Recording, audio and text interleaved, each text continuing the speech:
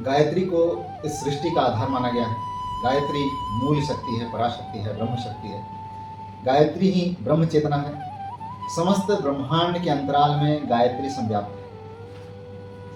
समस्त वेदों का सार गायत्री है। वेदों की जननी गायत्री को कहा गया है।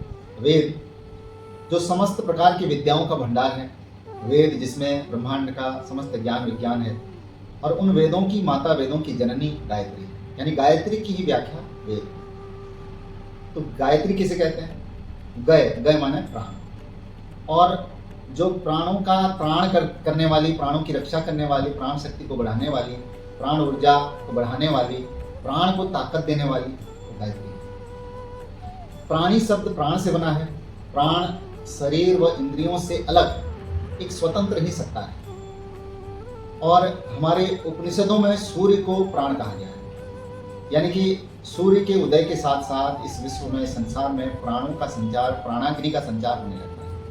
स एव विश्वानरो विश्वरूप प्राणोग्नि रुदयता। तो सूर्य से विश्व में प्राण का संचार होता है। और जो सूर्य है वही मैं हूं। योषावादित्य पुरुषः सोहम। तो सूर्य के बिना संसार में जीव जगत की कल्पना करना, जीव के अस्तित्व की कल्पना करना असंभव है। सूर्य की किरणें प्रकाश के रूप में जीवन का संचार करती हैं और प्राणियों को शक्ति एवं गति प्रदान करती हैं। सूर्य को ऋग्वेद में विश्व की आत्मा कहा गया है। सूर्य आत्मा जगतः तस्तुषा च। हमारा यह शरीर पृथ्वी और सूर्य के ही तत्वों के सम्मिश्रण से बना हुआ है। तो शरीर को सजीव बनाए रखने के लिए, शरीर को अस्तित्व में रहने के लिए और उसे सजीव बनाए रखने के लिए प्राण तत्व की आवश्यकता है। और उस प्राण तत्व को, उस प्राण को ही गायत्री कहा गया है। गायत्री को ही प्राण कहा गया है। जो हमारे प्राचीन ऋषि हैं, जिन्हें हम आज के युग में वैज्ञानिक कहते हैं, जो अध्यात्म के दृष्टा थे, वैज्ञानिक थे, और आज की जो वैज्ञानिक है उसमें निरंतर अध्ययन, मनन, प्रयोग करते रहते हैं। जीवन शक्ति के साथ साथ सूर्य को आरोग्य कारक भी माना गया है। उस महाप्राण सूर्य की उपासना से आरोग्यता, तेज, आयु, बल, समृद्धि आदि की प्राप्ति होती है।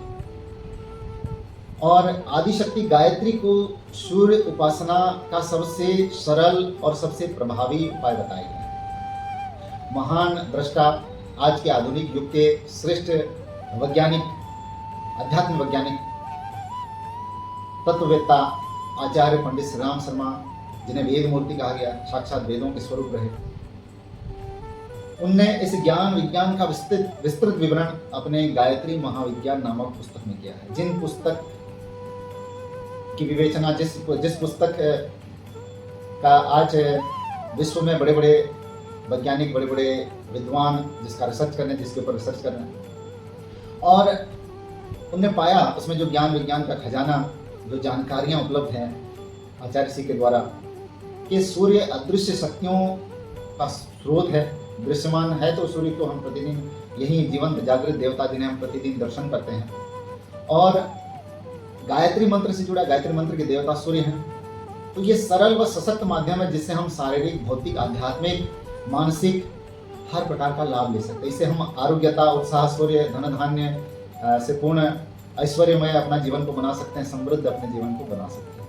गायत्री मंत्र बहुत ही शक्तिशाली है, बहुत ही प्रभावी है, और इसके बारे में हम आगे और भी चर्चा करेंगे। धन्यवाद।